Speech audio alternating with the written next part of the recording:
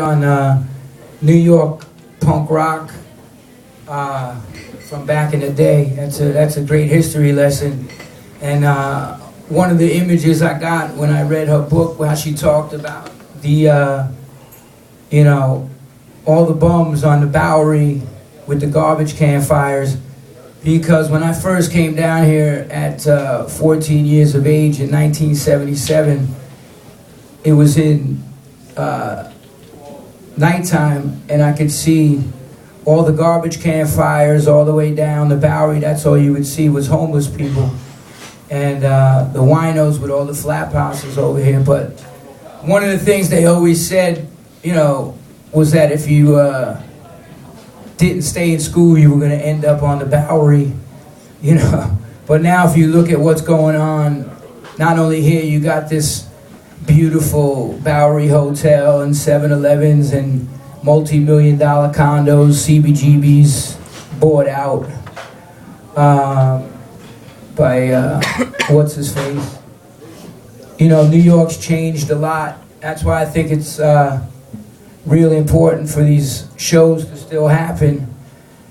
I started going to shows back in the summer of 1977 at Max's Kansas City and CBGBs and the rest of the clubs, but it's getting harder to find nowadays. But I wrote something a little while ago, so I want to read a pastime about Mr. Raybeez, who was also a good friend of mine from my Navy days, 1980. But I want to read y'all something because I think at this day and age, what's going on in the world today, there's never been a bigger, more important time for revolutionary music to happen in this country and around the world.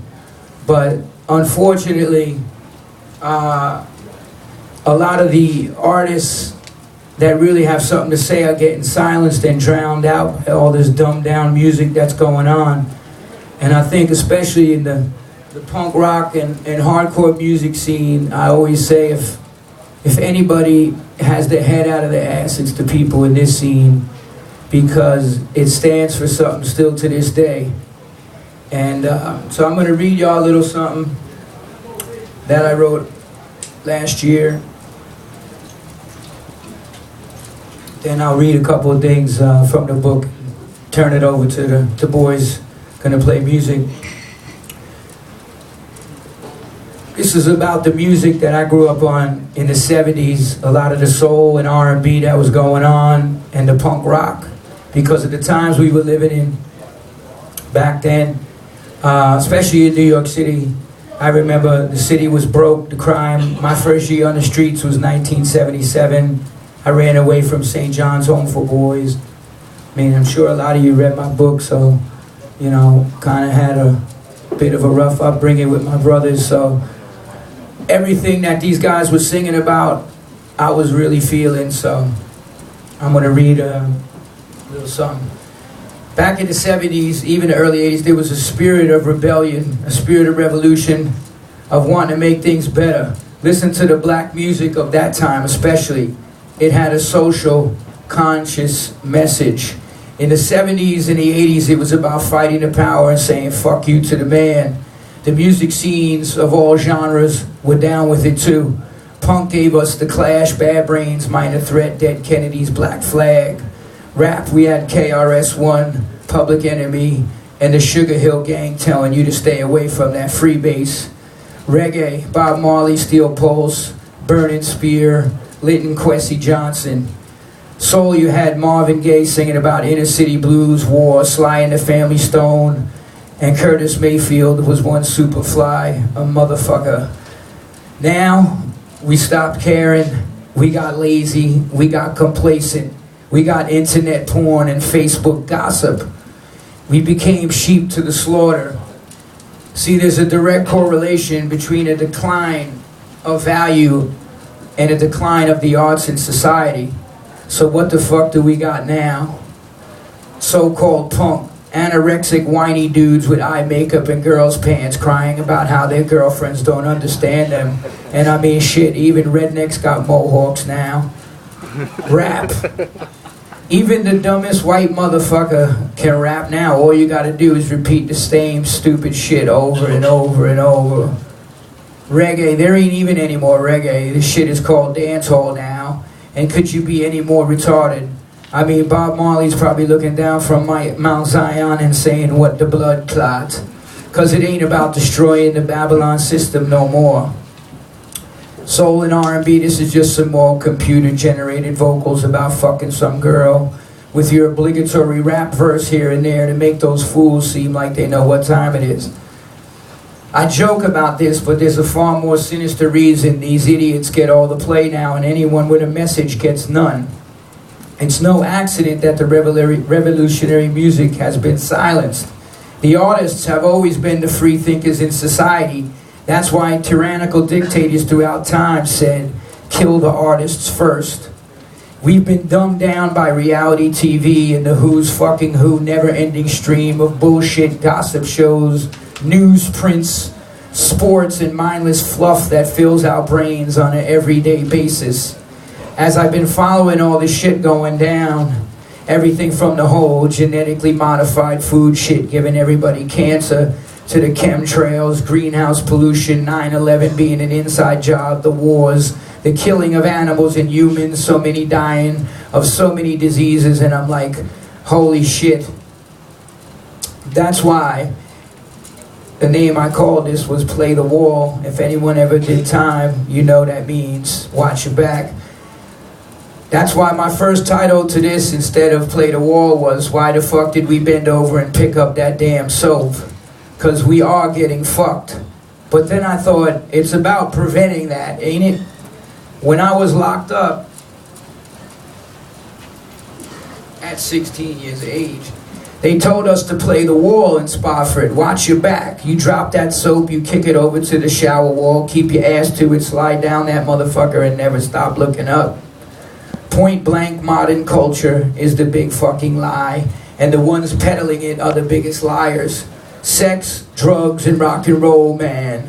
And sex, that's the cruelest trick in their arsenal. Everything is sex. Oh, it's sexy. Join Bally's now and get that sexy look you've always looked for. Here's what's sexy this summer. She's so sexy. And here's what she thinks is sexy. And sex, sex, sex, and more sex. And sex fucking sells, don't it? That shit is recession-proof. Even Southwest Airlines covers their planes with a bikini-clad supermodel to sell you tickets. I'm not shitting you right now. There's a 10-foot vagina on the side of a 747 floating through the air at 35,000 feet. I'm not talking about sex when two people love each other and express their emotions in that way. That's a beautiful thing. No, what I'm talking about is that 4:30 in the morning, I'm drunk and on drugs, let me stuff my face with cancer-causing junk food, go home and beat my dick till the sun comes up sex. See, resistance to self-discovery loves that kind of shit. That emptiness. You want to know why? It knows it distracted us from a cheap, easy fix and kept us from doing our work, from being a foot soldier in the revolution. It's all about smoke and mirrors, magician tricks. Okay, everybody, watch all this in my left hand. Britney had another meltdown and she's fucking everything that moves. Did you hear that while A-Rod shot steroids, he was tearing Madonna's pussy out the box? There may even be a sex tape. Google it. Did you know that they photoshopped the cellulite off of Kim Kardashian's ass in every photo? But the real shit, the evil shit, shit like Monsanto taking over the entire planet's food supply, and how Rumsfeld and his cronies own the patents on GM seeds and are wiping out poor farmers worldwide, or any of the other truths that are really happening. Things I like to call the idiot cycle. You know, what they like to do is label anybody that speaks out against them as conspiracy theorists. Things like Monsanto and Big Pharma being in bed together and taking over the entire health system of this country, and all the people I've been losing to cancer as of late. That's what this movie, The Idiot Cycle, is all about. These companies that are there producing all this poisonous food also produce the chemicals, the pesticides, the herbicides, and guess what else? They got drug companies to sell you guys the medicine so that when they get you sick, they can profit in the billions and trillions of dollars off of selling you the drugs to cure the diseases that they caused. That's a great movie, and I urge everybody to check that out. It's called The Idiot Cycle. I have about 10 friends right now and family members struggling, trying to beat cancer. So we have to wake the fuck up. But one of the greatest magician tricks ever pulled off was to make you think you need your freedoms to be taken. And look at the name they gave that shit, the Patriot Act. Now you might be thinking, but wait a minute, we got that African American president. Come on now. You think one man is going to change what these motherfuckers have been trying to pull off for the last 90 years? They're in the home stretch now. I saw every crying eye at that dude's inauguration. You know the motherfuckers behind the curtain, the playwrights coming up with this shit. They was laughing their asses off saying, we got these fools now. As a matter of fact, about a month ago, I went to a celebrity, not that I was the celebrity, but there was all kinds of actors and all kinds of people right next door at the Bowery Hotel. It was a highbrow Occupy Wall Street meeting, complete with champagne and all kinds of shit. So they're all there talking about how they hate the government and they're doing this and doing that. And then I said to them, I said, yo, let me ask all you motherfuckers something right now in this room. Who are you voting for? And their answer was an overwhelming Obama. So there you go, the Obama deception continues. But that's why I like a quote from KRS-One. One of the guys who was instrumental to the whole political hip-hop movement, who really gets no play now, but actually does a lot of spoken word all over Europe. And my man KRS-One said, if they controlled it before, what makes you think they're not controlling it now? The country was on the verge of revolution. Does anybody remember how bad that shit was right when Bush was at the end of his presidency? There was like this building fucking shit getting ready to explode in this country, and to calm everything down, they put the brother in there. The country was on the verge of revolution. They threw a black man up. Now they put a black face on the New World Order. Now we're all supposed to be happy. But he said KRS-One ain't buying it. But I'm not here to talk politics, because they ain't never going to get us out of this shithole this planet's dug for itself. I'm talking much deeper than that, because the real revolution is in here. And Bob Marley said, have no fear for atomic energy, because none of them can stop the time. See, when we realize that, we can get back to the job we left unfinished in the 70s and 80s. Back to the time of brother and sisterhood, and not this dog eat dog, every man, woman, and child for themselves culture we got going on now. They created this. You know why? It's divide and conquer. And unity between the masses of the people, that is their real enemy. And as far as this whole drama playing out, Bob said, soon we'll find out who is the real revolutionaries. And that fight is risky. Speaking the truth is some really risky shit right now, if you know what I'm talking about. But in a great story, well told, it's the writer's job to put the characters into greater and greater amounts of risk. Why? Because only then do you get to see what the character really values, what the characters are made of. That's why we do. That's what we do when we go to the movies, ain't it? We're looking to see what does this character want and how much risk will he take to get it. That's storytelling in a nutshell. The greater the risk, the greater the value. What do you value? What will you fight for? What will you risk? And for me personally, everything, the path life chose for me, playing this music 31 years now, and no intention really of giving it up, because like I said, at a time on this planet when people need to speak up for what the fuck is going on, we're going into these countries and killing innocent people. I'm just watching this whole thing today between Obama and Karzai, and it's such fucking bullshit. It's a complete media blackout of what's really going on, how heroin production has increased in Afghanistan. All these people, there's a huge heroin surge going on in America again, and the CIA, all these scumbags are doing this stuff, just like they put the crack in the neighborhoods to finance their wars. They're doing it again, with this whole thing in Afghanistan. I mean, and they just control the masses by fear. That's really what's going on, this whole 9/11 bullshit. And if you look what's gone on in the last 11 years since that thing went down, I mean, they are just slowly ripping away the Constitution and everybody's liberties and freedoms.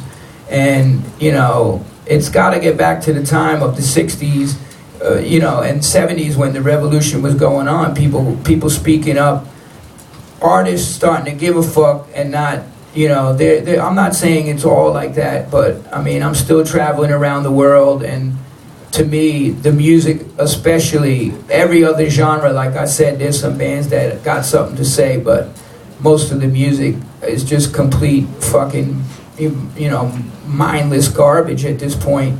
And that's exactly what's, wanted by the people that are actually in power, is to keep the masses, dumbed down and stupid and not question what's going on. But that's right. Thank you. Who was that? Rat Bones? Beast.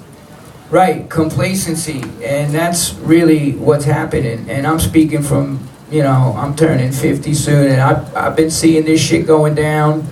I remember the whole stuff in 69 and this whole thing in the 70s and the Black Power movement and seeing the Black Panthers, and it's like the people that are over in Iraq and stuff, I have nothing against the troops. As a matter of fact, my nephew just got back from his second tour, and just to show you how much they're not taking care of the fucking veterans, they lost all his stuff. He had PTSD, he was homeless, no one knew where he was for 5 months, suicidal. And this is not just, you're not hearing any of the stories.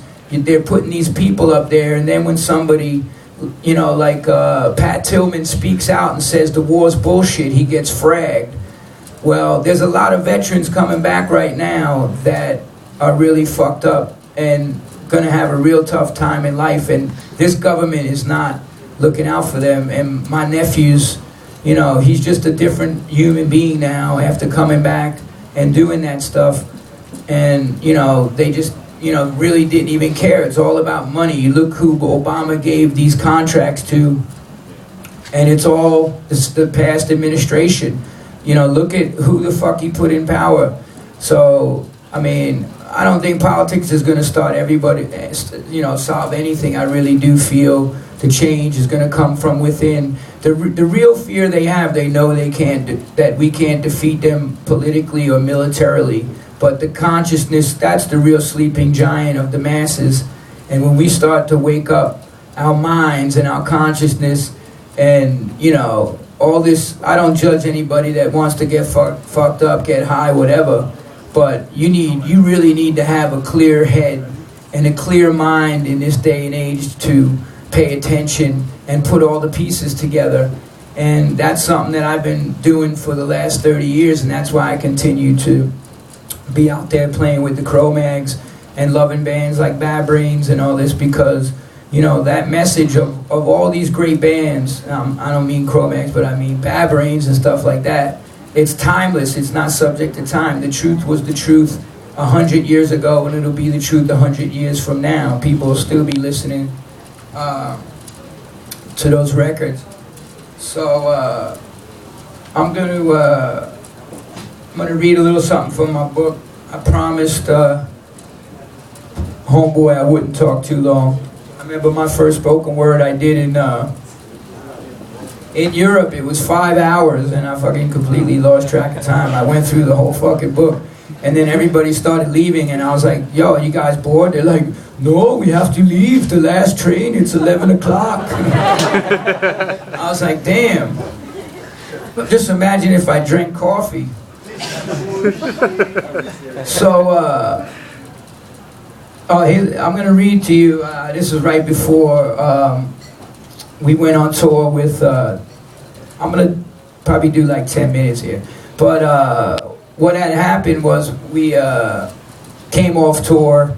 Anybody knows the history of the band, our manager, Chris Williamson from Rock Hotel, was robbing us blind. We were out there selling out, 1,000-seat clubs and shit, and coming home and having to really live in squats and no money. Basically, he was the pimp and we were the bitches. We were the hoes. So at that point, I hadn't really had much contact with my brothers. Me and my brother E, after going through all the foster homes and all that, we ended up on the streets. We both got locked up. I did about 20 plus months, went into the Navy, whatever. I was going to read about Raybeez, but it's a funny story. But back in the Navy days, because he bet me a night of drinking at the bar at the Taj Mahal, which was, Ray came around a little later on the punk rock scene in Norfolk, Virginia, where everybody from DC would come down and play a lot. But we used to hang out together. He and this other dude was like the only Navy punk rockers. And this guy, Vic Demise, who's still around down in Norfolk. But Ray had bet me that I wouldn't wear this Sex Pistol SWAT sticker t-shirt and walk up. Remember that Destroy shirt? Well, I made my own homemade shirt. So he bet me that a full night of drinking that I would not walk onto the ship where there was an admiral, where this guy Vic was on. And we got pissed off at Vic because he was one of these dudes that would always carry his punk rock clothes in a bag off the base and then get dressed to go out. Like, I thought it was some poser shit. So Ray bet me just to get him in hot water that I wouldn't walk up and walk up to the ship with like spikes and Sex Pistols t-shirt. So I did that, and I got in a lot of hot water for it. But Vic got more hot water. But that's my one story I got about Raybeez was hanging out at the Taj Mahal and the other clubs down there in Norfolk where we first got to see the Bad Brains play. And that was something else because the owner of the club walked out ranting, and he's like, "You have to see this band, and they're black." And then when I went upstairs, it was Bad Brains doing sound check. But anyway, speed ahead another few years. We had just come back off this tour, being on the West Coast, so I'll pick up from there. After the tour was over, we got back to New York, and the band went our separate ways. After you've been in a van for 2 or 3 months straight with the same fuckers, smelling their farts, breath, feet, and armpits, the last thing you want to do is see them when you get home.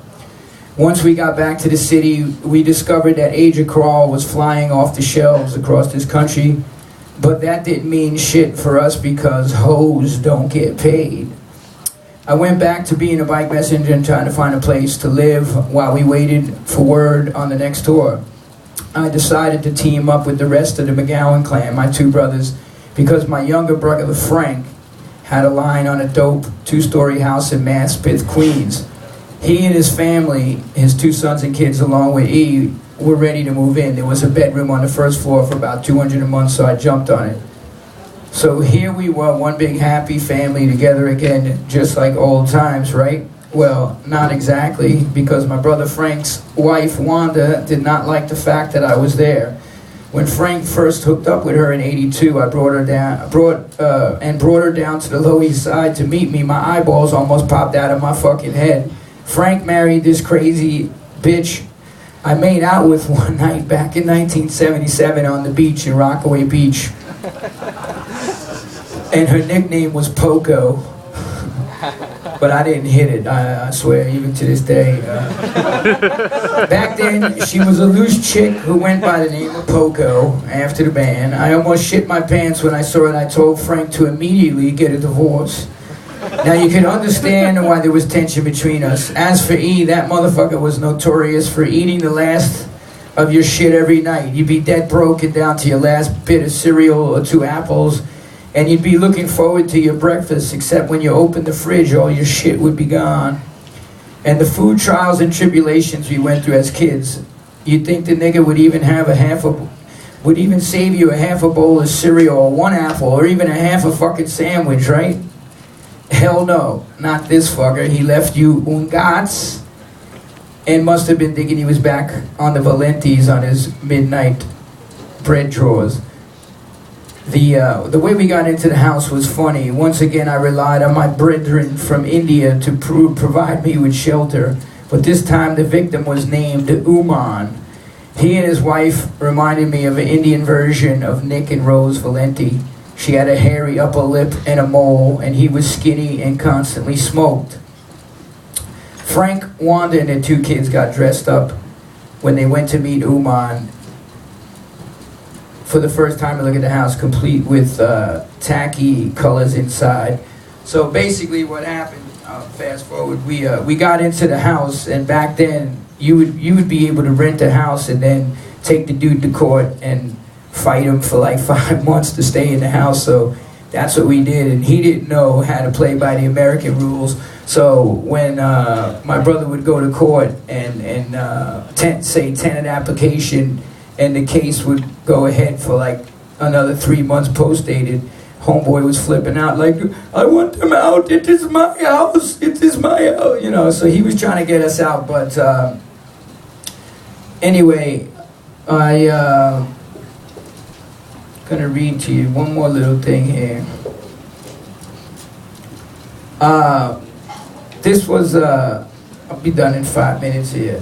Just before hitting the road in '86 to do a short stint on the East Coast, I helped out the Bad Brains at a new music seminar show at the Ritz. Also on the bill was Megadeth and I believe Slayer.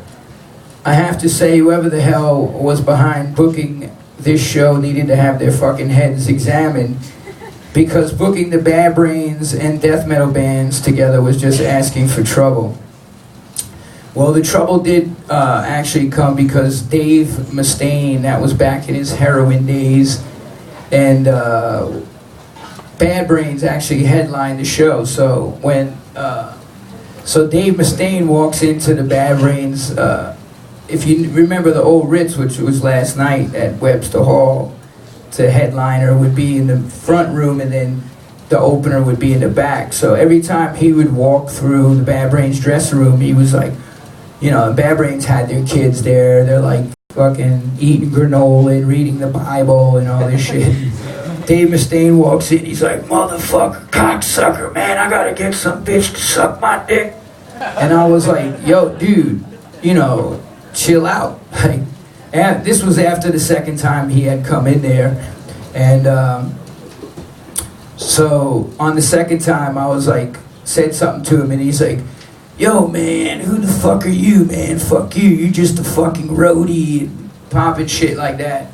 So then when Megadeth finished, Dave Mustaine walked back to the Bad Brains dressing room. So he goes and picks up the ice bucket, the black ice bucket where all the melted ice cubes was, and throws it up in the air in the middle of the fucking Bad Brains dressing room and soaks everybody with this water. So that's when I proceeded to grab him by his hair and fucking slam him off the wall, and HR was like, you want to see violence? We'll fucking show you violence like you've never seen it. You know, I mean, you know, everybody that knew HR back in the day, especially myself included, I mean, I worked out with the dude, and for real, the dude had amazing internal energy. I mean, when he would get pissed off, it was, you needed to get the fuck out of the way. So, spin forward a few months, and then we find out we're getting ready to do a huge tour with Motorhead, and guess who is the band playing right before Motorhead is Megadeth. So, here we go out on this tour. It's supposed to be this big old tour, and, you know, I was like, oh shit, should we tell this dude? So then we all decided, nah, we wasn't gonna tell dude that it was me that, you know, slammed him off the wall and all this shit. So we pulled up to the Santa Monica Civic Center and walk inside, and Dave Mustaine's sitting there in the middle of the whole venue on the road cases, and he's like, "Hey man, the Cro-mags, you guys want to smoke some fucking kind bud?" And I was like, "Hell yeah!" So we went over there, and you know, we're sitting there, and he's like looking at me, and he's like, "Dude, man, I know you from somewhere, right?" And I'm like, "Nah, bro, I never met you before." So, and then he's like passing the joint around, and he's, you know, again, he's like, "Nah, man, I fucking recognize you, man. I don't know where it's from. Where'd you go to school?" I was like, "New York." I said, "You got the wrong person." He's like, "Did you go out with Peggy Von Schluter-Hooters?" And I'm like, "Nah, dude." So me and Harley and Doug are fucking losing it at that point, and we're trying to contain the fucking laughter. And then Dave Mustaine finally is like, "Nah, I fucking know you, man. I know you." And I was like, "All right, I'm gonna give you one hint, and if you don't fucking get it, I'm not gonna tell you." And then he's like, "See, I knew it. And then I was like, "Are you ready?" He's like, "Yeah." I was like, "Fuck you, man, you're just a fucking roadie." And then he, like, the look in his face, you could just see the whole night was replaying itself. As he like grabbed his head right where I slammed him off the fucking wall. He's like, "Oh man, I'm so sorry, dude. I was like, you know, an asshole doing heroin back then and whatever." So actually we had a great tour and with those guys, but although the Kendick van didn't really work out, our manager put us in a 1960s plumbing van that kept breaking down, and all this crazy shit happened. In Texas, we got fucking busted by the DEA and all this shit trying to buy weed, but it, you know, those days of touring are long and far gone, because, like, you know, you really had to struggle. Bands like Black Flag and all these bands that, and I mean, even bands in, you know, from New York that would be out on the road, you know, we really had to struggle and live this shit. And that's why I think when you looked at how fierce a lot of that music was, bands were really living this shit. And you know, the tour, actually that whole tour finished with us getting flown in and doing that movie The Beat for the lady who was also she did that book You Never Do Lunch in This Town Again, and she was the producer of Taxi Driver and all these movies. She put us in that movie and filmed us at the Ritz. But I just want to say one last thing. When this book first came out, a couple years after it was out, I went and did a reading in Long Island, and the thing was, that's where that foster family was that basically abused the shit out of us for 7 years. So the girl who was driving me out there, I said, you know, my brother tried to go out there and confront them, but my brother E just sat in the car and basically was like shaking and could not get out of the car, because he was like, if I did, I would have probably killed them, because they walked out of the house. And you know, he just sat there. So I said, I gotta go see these people, you know. And forget what the name of the store was. It's in like North Babylon or something, some fucking record and bookstore. So we pulled up. She's like, "You sure you want to do this?" And I was like, knew exactly where the house was. We pulled up in the minivan, and so I get out of the minivan, and just for effect, I wore, you know, I didn't even know if they were still going to be in the house or whatever. This old man was watering the lawn across the street. So I said to him, "Hey man, who lives in that house over there, sir?" And I said, "Is that still the Valentis?" And he's like, "Yeah, it's the Valentis, a Rose." And he was Italian too. And then I said, I took off my glasses, and I said, you know, I was in that house like almost 40 years ago. Said we were the kids that got the house shut down. So the old man looked at me, and I remembered from way back then, 40 whatever years ago, it was, you know, when he wasn't such an old man, but he looked in my eyes, and when he realized who, you know, he could see, like, I guess I looked the same or whatever in some way, but he realized who I was, and he dropped the garden hose and ran into the house. and shut the garage door and wouldn't come out. So once I found out that they still lived there, I took off my jacket. I had a wife beater on, and I put on my Terminator Arnold Schwarzenegger shades, and I walked up to the front door of the house and banged on the door, and no one came, and it was one of those glass screen doors, so I banged on it again, and then this old lady comes up, and the first thing I clued in on was the mole under her nose, and I realized that was Rose Valenti.